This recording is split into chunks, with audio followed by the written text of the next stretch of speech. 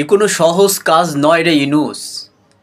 বঙ্গবন্ধু সহকারে ৪ শতাধিক নেতার মুক্তিযোদ্ধার সনদ বাতিল, এটা কোনো সহজ কাজ নয় ইনুস।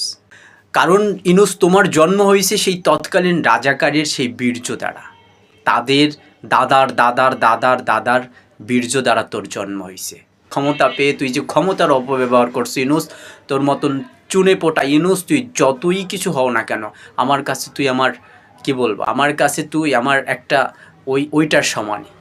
আওয়ামী লীগ বুঝি না, বিএনপি বুঝি না, বঙ্গবন্ধু শেখ মুজিবুর রহমান এই বাংলাদেশের প্রতিটা মানুষের হৃদয়ে আছে।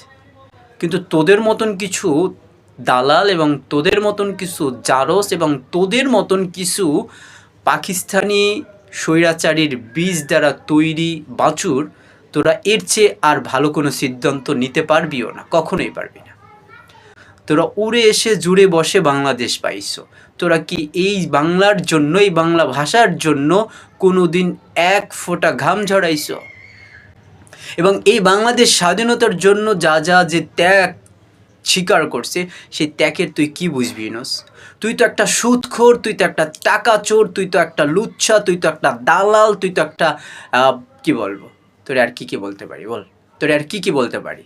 আমি বলছি ইউনুস, তোরে একটা কথা বলি, তোরে কথা বলি ইউনুস, তোর প্রশাসন যতই ক্ষমতাবান হোক না কেন, তোরে আমি বলছি ইউনুস, তুই কিচ্ছু করতে পারবি না, তুই কিচ্ছু করতে পারবি না। জেলে নিবি, সর্বোচ্চ জেলে নিবি তুই, কিন্তু জেল থেকে আবার ঘুরে ফিরে আবার এই বাংলার জমিনে ফিরে আসবো। তোর মৃত্যুর পরে তোর ছোট প্যান্টও তুই নিয়ে কবরে যেতে পারবি না। তোর মতন আমেরিকার দালাল আর তোর মতন চায়নার দালাল, তুই কিচ্ছু করতে পারবি না। তুই বাংলাদেশকে বিক্রি করতে পারবি ক্ষণিকের জন্য, কিন্তু তোর এই বাংলাদেশের তোর চামড়া দিয়ে জুতা বানানো হবে ইউনুস।